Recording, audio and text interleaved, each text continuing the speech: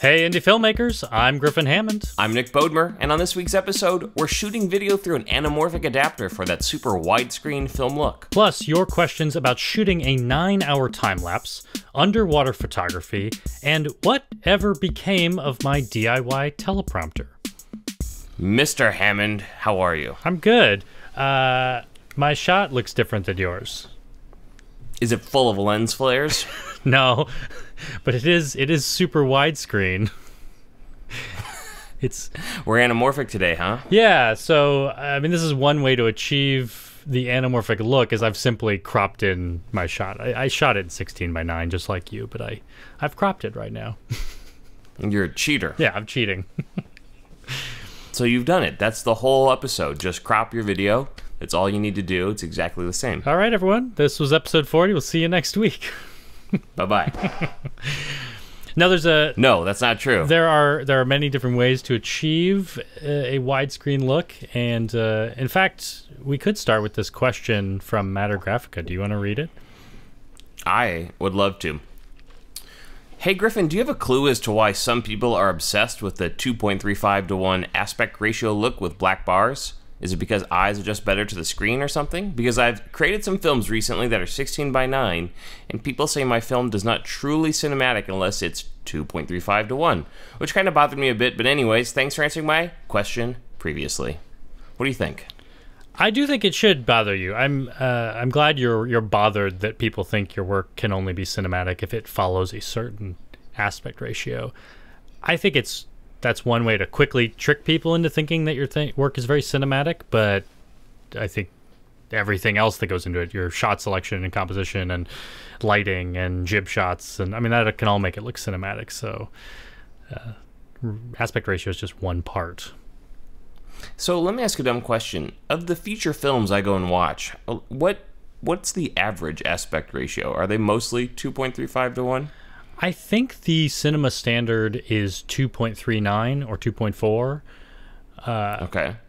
But I think it'd be hard for you to notice the difference between 2.35:1 and 2.39:1. They're very close. But I'm not seeing much 16:9. No, 16:9 is generally reserved for television these days. Okay. It's funny, I've never actually heard. I like Matter Graphica's theory that does the eye adjust better to that size screen or something? That's not it at all. Do you know why we've ended up with these weird shapes? Well, I know there's history of television in there somewhere, but does it have to do with the way our eyes work? I mean, we do have a kind of a wide field of view, right? Yeah, I guess you're right. We do have two eyes set wide apart from each other, so maybe it does make sense from a human standpoint. But you're right. It's history. The films started in 4:3, like old television aspect ratio, and when television came along in the 50s, it was doing the same aspect ratio, and they had to figure out a way to make it look different. So they went wider. And in fact, we'll talk about how this is exactly why we use anamorphic lenses, because of that point in history. And I suppose today, now that TVs are 16:9, films want to go even wider. Super wide. To differentiate. So, yeah, I mean, So when we watch things like Game of Thrones or all of these really high production value TV shows, those are probably 16:9, right? I think so, yeah. I mean, they're... Okay. And those seem fairly cinematic to me. Right. I mean, I guess you got to think about where is the audience going to consume your product, and if they're watching it primarily on television, and if you want to give them the fullest experience on their TV, especially if their TV is small. I don't know if you want to be cropping off part of the image. But if you go to a theater where you have a giant screen, sure, you can mess around with doing wider stuff. And some websites like Vimeo can support many different aspect ratios. So depending on which one you shoot, you can do it without the black bars. So have you ever shot any anamorphic stuff yourself? I generally haven't, mostly because I haven't had any lenses to do it. So the only way I would do it, which is, I think a lot of people do this, is to crop in the shot. But that always felt weird to me. Like, I don't want to take my 4K footage or my 1080 footage and lose probably, 20% of the pixels?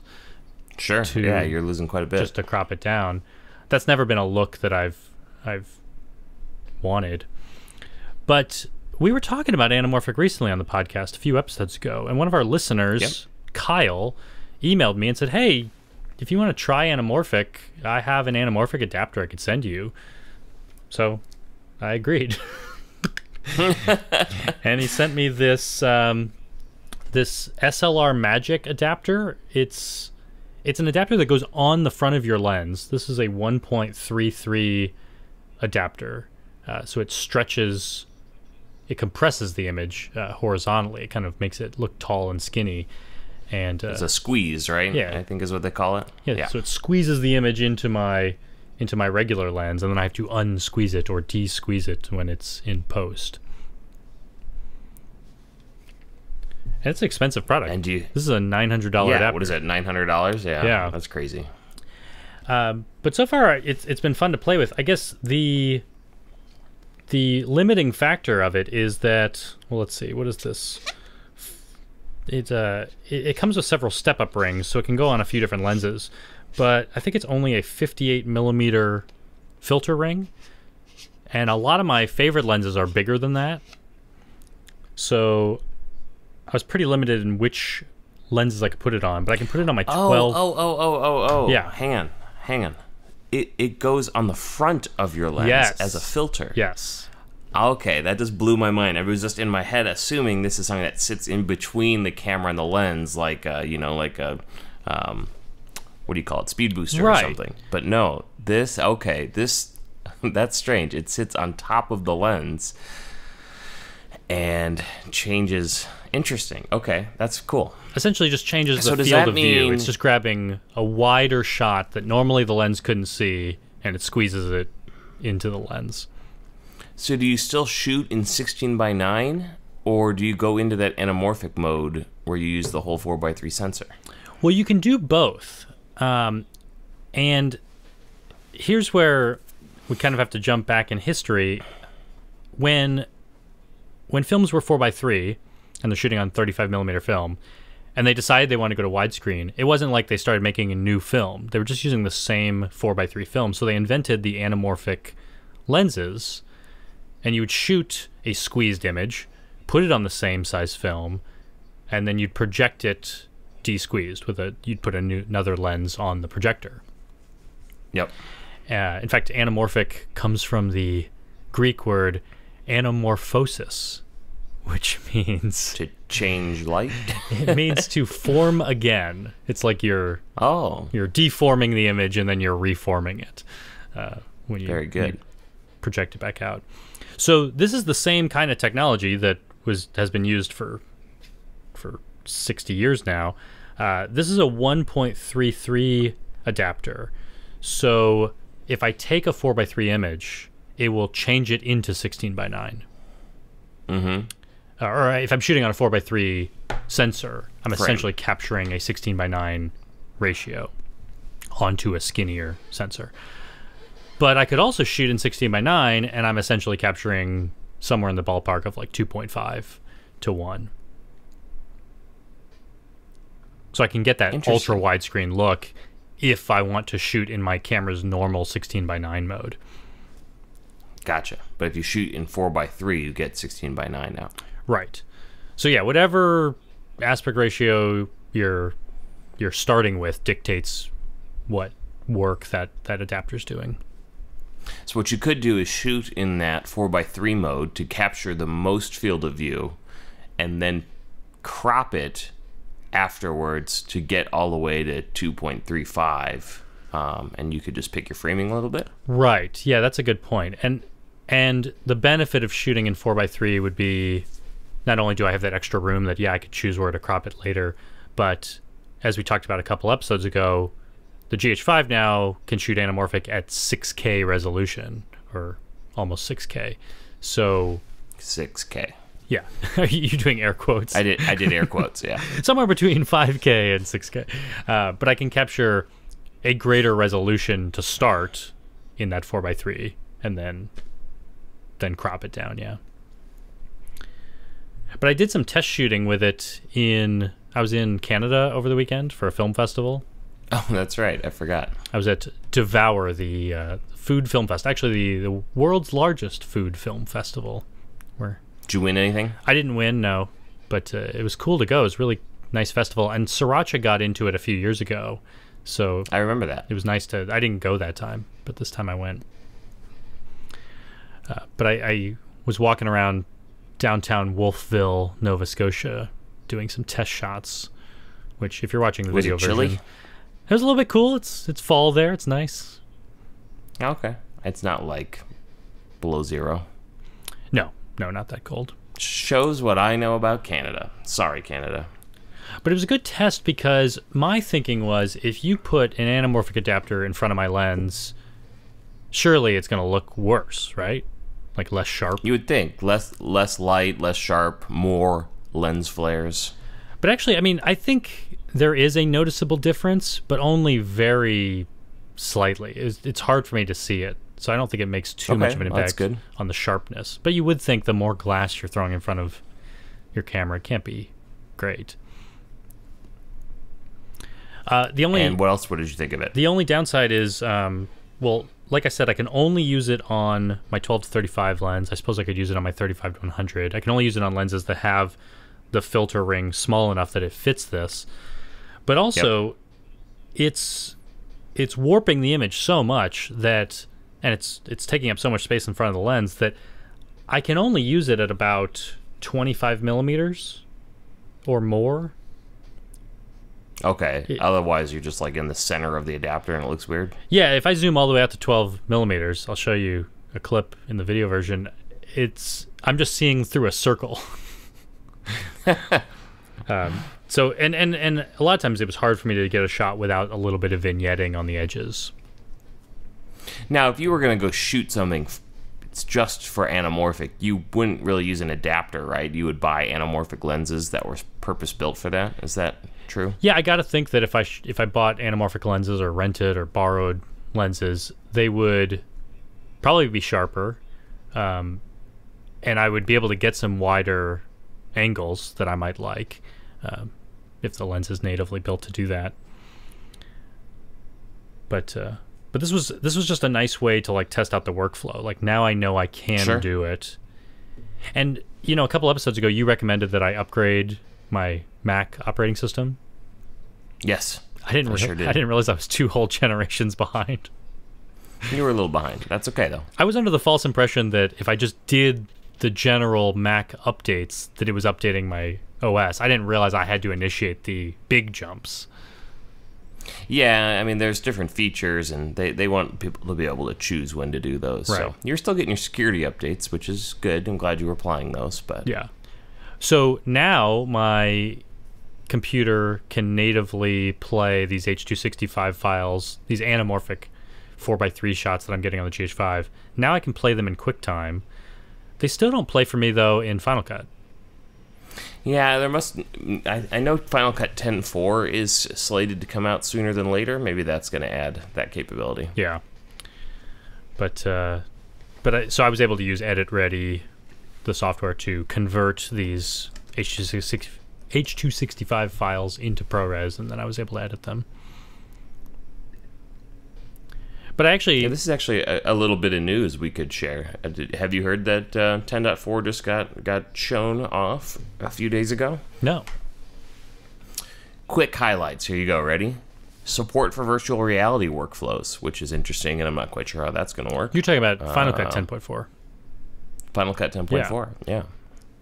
360-degree titles and transitions, HDR workflow. That's cool. A redesigned color tool with a white balance picker, like I've been asking for. Nice.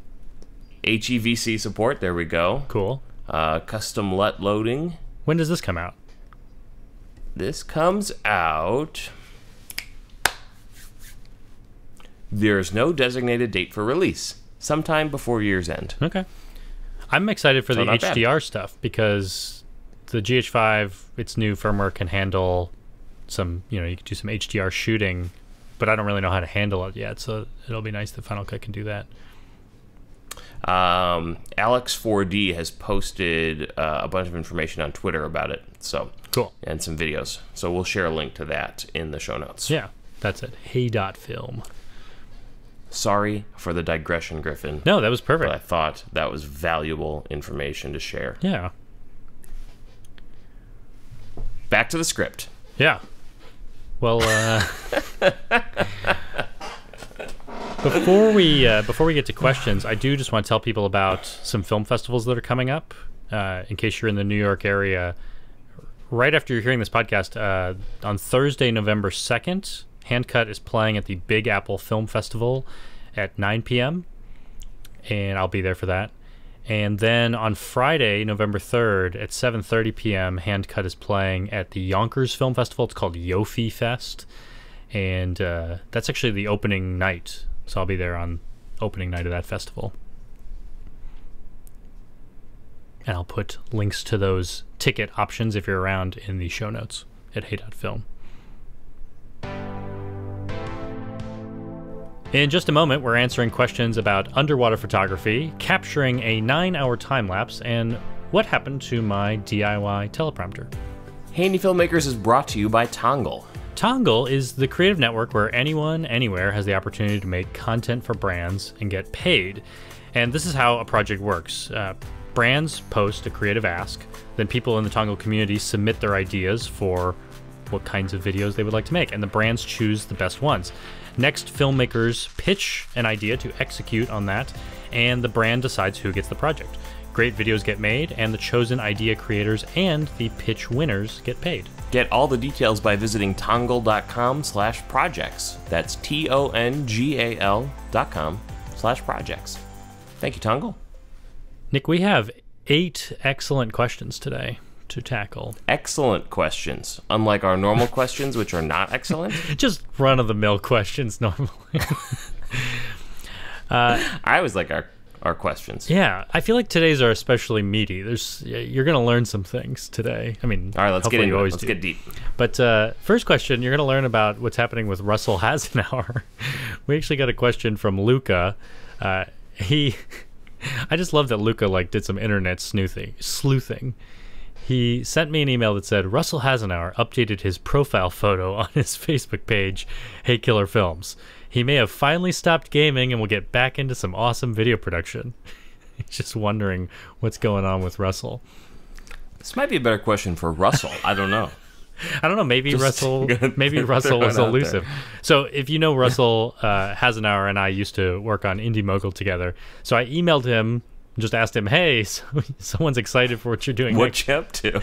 And he said yes, he is looking to get right back into filmmaking, so you should pay attention to his YouTube channel, Hey Killer Films, to see what he's up to. More to come. More to come. We've got an email from Phil, who has a quick question about time lapses. He's been asked to do a time lapse for some city center decoration setup next week. It's from 8 p.m. to 5 a.m. What is that? 9 hours. He's got a GH5, GH4, and a Hero 4 if needed. He's no expert at time lapses, but have you ever done a tutorial on them?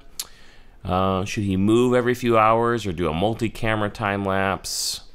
What does he do over this 9 hours to capture all this detail and keep it interesting? What do you think? Well, to answer one of his questions, yes, I do have a time-lapse tutorial. I'll put a link in the show notes. It's called How to Shoot a Time-Lapse. And it actually answers a lot of the questions he probably has. But I emailed him back and told him that I normally do a 1-second interval for a lot of the time-lapses I shoot. And I told him the math. You know, if I do a photo every second, if I shoot for 5 minutes, that's 600 photos, which if I play that back, that's 300 photos? Come on, Griffin. It's 300 Get your photos. math together. And 300 photos, if played back at 30 frames per second, that's 10 seconds. For me, 10 seconds is really long, and in fact, most of my videos, I usually only use a time-lapse for 2 or 3 seconds. So I may not need that many photos. He would definitely not want to shoot one photo every second for 9 hours. That would be a lot of photos and a lot of batteries. That would be 32,400 photos. Which don't think the GH5 is going to shoot that many photos unless you plug it in. Right. And I don't know if that all fits on a card, especially if you're shooting raw. Right. But that would also take 18 minutes to watch the video, which I don't think that's what you want. Fascinating. Unless you want a lot of opportunity to, if maybe these guys take a break from setting up the lights for 2 hours in the middle of it, then maybe you want more photos, but I doubt you want that many. So I suggested to him that he probably wants something like an 18-second interval, which would get him 1,800 photos over a 9-hour period, and that would be a minute of playback, which I gotta think is enough for what he needs. Now, what do you do for shutter speed with such a long time lapse? Well, the cool thing about that long interval, if you let yourself go to 18-second interval, if you follow the 180 rule, you could do a 9-second exposure. Do a 9-second shutter, then it pauses for 9 seconds, then it does another 9-second shutter. And that'd be a lot of light in the camera. So if you need, I don't know what his aperture will be at or how dark it's going to be, but if you want to get lots of light is not going to be a problem in this thing. But there'd be so much blur in that time if we're watching people like do things. Right. Like, is that too much blur? Well, it depends on what you want blurring and what you don't. I mean, if it is lots of people running around, that's going to be a crazy amount of blur. But if it was slow moving clouds, that might be okay. If it was like a crane moving around just a little bit, I don't know. I think if something's moving slowly, it could be the right amount of blur. But you're right. I think he has a lot of range there. He could go as slow as 9 seconds. He could probably also go down to a 1-second exposure with a 17-second interval to kind of split the difference. And what do you think about shooting multiple angles? I think that's a good idea if he's got the cameras. I do think it's a good idea. And I think he could move if he shoots for several hours in one location. He could try another location, especially if the action moves. But yeah, I think having more than one option is always good. I just wouldn't move too much. I hate those time lapses. I think it's gonna look cool. Yeah, I think it'll look really cool. I never like those time lapses though, where they like stay in one spot for 2 seconds, then they're somewhere else for 2 seconds. Like, it's just moving around too much. The whole fun of a time lapse is that you are staying in one spot. So I wouldn't edit between them too much. And if you have multiple cameras and you're going to be doing this for 9 hours, which could get a little boring, you might also check out Griffin's video about hyperlapses. You could do a hyperlapse with one camera as the other one is shooting a time lapse and see if you get something interesting. Yeah. I would just think about getting different things like you suggested. I mean, maybe one is more of a close-up than the other. And maybe you will need multiple cameras just to do some battery changes, unless you plug in. Yep. We have another email that is similar. This is from Johnny, wondering, when you do time lapses, how do you do time lapses that expose for both the sky and the landscape? He actually sent me a video where his trees in the foreground were really dark and silhouetted, and he's just wondering, can you get both of them exposed properly with maybe bracketing? And well, have you ever done bracketing? I would say I have done bracketing, but not for a time lapse. Yeah. Have you? I haven't. No, I told Johnny that I generally haven't needed to because I'm shooting in RAW, and if I shoot the time lapses in RAW, which I haven't always done, I used to be plenty happy with JPEGs, and they still look great for most things. But for a situation like this where you have a significant difference in exposure, the raw images let me pull out detail in the shadows that I wouldn't be able to otherwise. So that's been enough for me. I haven't needed to do an intense bracket. And so when you set your exposure and you're shooting in RAW, what do? Just have the highlights barely start to clip, and that's where you set it? Yeah, I guess I'm just generally trying to get it on average pretty well exposed. It's always better to have things not clipping. It's always better to be a little bit darker than you think you'll need, because you can push it back up, but it's hard to recover from destroyed bright shots. Same applies for non-RAW images. We've got a YouTube comment from Eric, who is curious about something. Whatever happened to your DIY lights? I'm looking at it. I'm looking at my DIY light right now. My Is it on? No, it's not on. So I have a flex light that I'm using right now, but up at the top of my room, I have like a shelf, and my DIY light that I built years ago is sitting up there. But and does it ever come out and get turned on, or has it been relegated to the shelf of shame? Yeah, it's on the shelf of shame now. I mean, I was never ashamed of it. That's what was always funny, is that people would see me build this light. I have a tutorial about it. I built it out of like a wash bucket from Walmart, and the commentary, a popular comment on YouTube was always like, "Well, I would never take that out to a client shoot. That would be embarrassing." But none of my clients ever knew what it was. Like, there's an umbrella on it, and it's bright, and it does the job.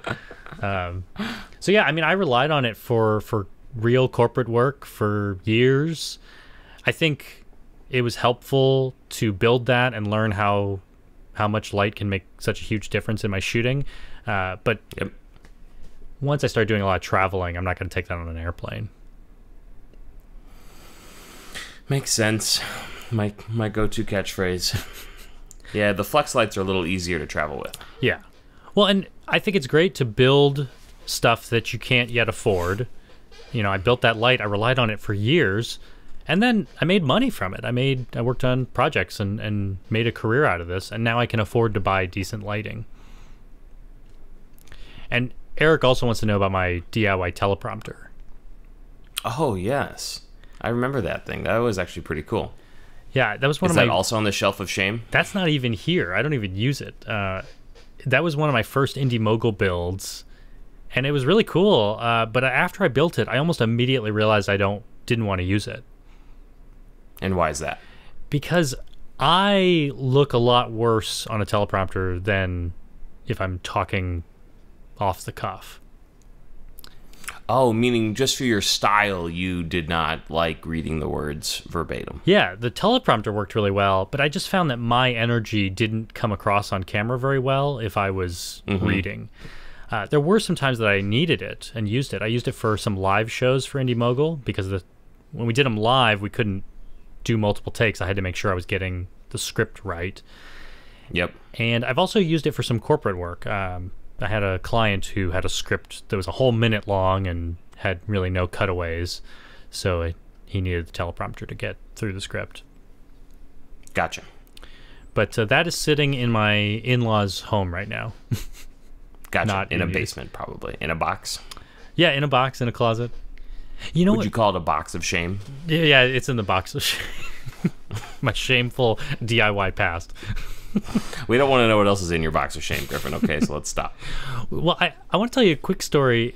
When I was at NAB this year, I ran into this guy named Brigham, he was an Indie Mogul fan. He had seen the teleprompter, and he showed me his business. He makes a teleprompter now for sale. It's called the Parrot teleprompter. Oh, really? It's like a little mini teleprompter that goes on your DSLR, and it works with your phone. You just slip your phone in the bottom, and there's like an app that plays your script in reverse and reflects nicely. But he built it because he liked my DIY project. That's awesome. Yeah. That's really cool. It was really cool that he came up to me and told me this. Whoa. Andy is now on my desk. He's part of the podcast now. Hello, Andy. He's kind of ducking How down. do you feel about teleprompters? Andy, would you like to read our Twitter question from Remy? No, he's going to pass. Remy asks... Remy says... Go for it. Oh, no, you, sir. Remy, You, sir. Remy says that he recently started reef keeping and would like to know the best settings for capturing the amazing coloration of the coral. Oh, coral reef. I wasn't sure what kind of reef we were talking about. And I don't know. getcha. I don't know the reef lingo, so I don't know if reef keeping means. I assume it means he's actually in the ocean with natural reef, or I don't know. Maybe he's at home in a tank with reef. I don't know. I would assume at home in a tank, right? How would you keep a reef? I'm Googling it. Well, so this is interesting because I've actually been looking into underwater photography recently, And I guess one of the problems with shooting underwater, besides the fact that it's really dark, so you probably want to bring lights with you underwater if you get some underwater lights. I think they make expensive ones, nice ones, but also like those cheap or relatively cheap lume cubes that I have. I don't know if they're powerful enough to stand up to really deep water, but they are waterproof, and so you could try those underwater. That helps, but also everything becomes really blue underwater, kind of blue-green, so you can lose a lot of the color that your eyes are probably seeing. It's hard to get it on camera. So a lot of times you'll see people use these red filters on their cameras to kind of counteract that underwater color. So reef keeping appears to refer to aquarium coral. Okay. Like in your home. So he probably doesn't have to deal as much with a blue-green problem, and probably doesn't. But lighting, I think, is the key, right? Yeah. But he's also probably not super deep, so it's probably not as bad with light. I think if you just brought in any indoor lighting, I mean, good, decent lighting for video, you'd probably look a lot better. We have a Twitter question from Algeroth, who is wondering how to choose music for his videos. He says that many times he thinks a song is great, but then some people can't even bear to listen to it. So he just wants to find something unoffensive to the ears, and apparently he doesn't always succeed.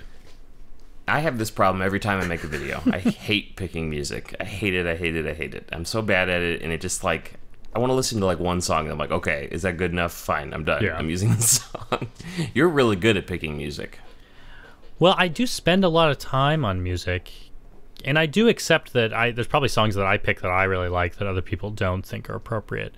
But I think just recognizing that everyone has an emotional reaction to music. I mean, it's one thing like we can all agree on as humans, like music moves us. And so I think you just have to like think about whatever you've chosen.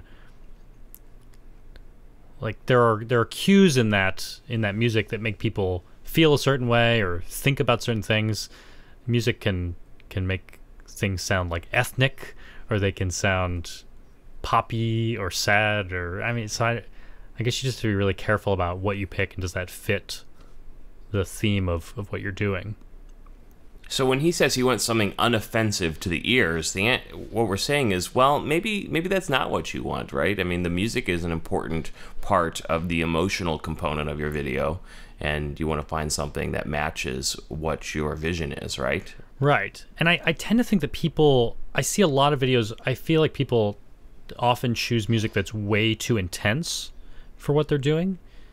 I struggle with that, looking for music that isn't like really overpowering. Like I want something fun and upbeat, but it also needs to be kind of muted because you don't want it to sound like a rave in your tutorial video. I used a lot of the rock soundtrack in my high school video production days. What is that, Hans Zimmer? So you're saying that, yeah, so you're saying that might be a little overblown? That might be too much. Okay. But maybe go check out the rock soundtrack and see if there's something in there you might like. Yeah. Just an idea. Crimson Tide, another good one. You know, all those Michael Bay action movies.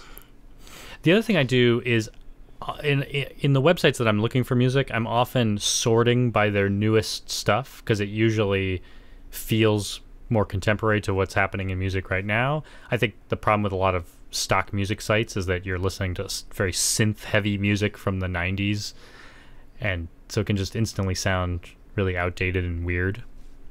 Mm-hmm. But, yeah, I don't know. I think you just have to listen to a lot of music to find the one that's going to fit. All right, we've got a YouTube comment from Malcolm Wapshot. What happens if someone steals your camera and there's an SD card in it with data that has not yet been copied? Will insurance cover a reshoot? What about data on your computer, which may be many times the cost of the computer itself to replace? The cost of replacing hardware may be the least of your worries. Let's talk about backups. Well, and also, he's referencing last week's episode on insurance. Insurance. Because I didn't think about this. I would think, I'm not certain. You'd have to, I mean, all these questions, you should always go right to your insurance agent. Just ask them. They can tell you. And if it doesn't work, you can buy a different product from them. But I would think that most like homeowners insurance that covers some of your stuff if your house burns down or if someone steals your camera, they'll cover the camera because that's yours and they cover you outside your home. But I would think they're not going to cover the cost of the reshoot. That's my feeling as well. I think it's very unlikely. I'm sure you could get a policy that had that kind of coverage if you specifically asked for it, but in general, I think it's going to be about making you whole for physical things, not... Yeah. I think most of these homeowners policies cover property. But that being said, I bet a business insurance probably does cover some like lost business sort of risk. Yep. If you lose all your inventory if they're going to pay you for your time as well as the cost of building that inventory again. And I would think there may be something about losing data on a computer. But you make a good point. That's why we want backups. Yeah. That's why you want backups. And you want them off-site as well. So it's worth the money. So I still have 2 of those 8 terabyte drives that I got at Best Buy. The one that you bought. Did you end up buying 4 of them? I bought 4 of them, yep. And I spent yesterday moving things from different hard drives. I was trying to clean up my computer a little bit, so I was organizing stuff. And I filled up about 3 terabytes now of that 8 terabyte drive with a lot of important stuff. And I was thinking, I have some time before I fill it all the way up to 8. I mean, so it'll be useful for me for a while. But I'm wondering if I should take the other 8 terabyte and like put it. I almost thought about putting it at like someone else's house and setting up something where it backups. It just copies the whole thing. So I have a duplicate of everything. I don't think that would be a terrible idea. Yeah. You could copy it all and send it to me, and then I could come plug it into my NAS and give you a little share you could drop everything into. Yeah, maybe I should do that. Food for thought. Our final question is an email from Austin, who says that he's shooting his first paid short film gig, and he's doing this so that he can afford to make the short films that he wants to make. But he's wondering if we have any tips for making this go as smoothly as possible for his client. Well, I think you want to be prepared, right? So I think you want to know what you need to get up in front. So storyboard it out, right? Yeah, I think the more prepared you are, the more credibility you'll have with the client. I generally think that most of what makes these kinds of projects go well is just communicating up front, like getting everyone's expectations in line with each other. Because you have to imagine that your client has watched some of your work, they have an idea of what they want this thing to be, but if you deliver something that's great, but it's not what they were really envisioning, they won't be happy, right? So I think just talking to them up front and saying, look, this is what I'm capable of, and this is what the project is capable of accomplishing. You know, if you're saying we can only shoot for 3 hours today, these are the things we're going to get, and this is what your video is going to look like when it's done. I think if you just plan with them, then when you make the final product, they're going to be like, oh, wow, this is exactly what we talked about. I'm so happy. I think that always makes everything go smoothly. And then when you ask their CEO to be on camera, they're not caught off guard because you already talked about, well, this is what we're going to do. This is what's going to make this video look the best it can be. So talk to them. Talk. I like it. And yeah, storyboarding can help communicate that vision that you have to them, even if you're bad at drawing like me. We did it again. We did it. We're done with our 40th episode. Episode 40 is in the bag. That's a lot of episodes. Yeah, and that means we've been doing 8 episodes at a time and then taking a week off every time. So that means we're taking next week off from the podcast, but we'll have a bonus episode next week, and we'll have another full episode on November 15th. Outstanding. So thank you all for watching and listening. We'll see you soon. Thanks for watching. We'll talk to you later. Bye. Bye. Whoa. Something about Andy is in the podcast. He keeps climbing in the light. Get out of the light. He keeps changing the lighting in the room.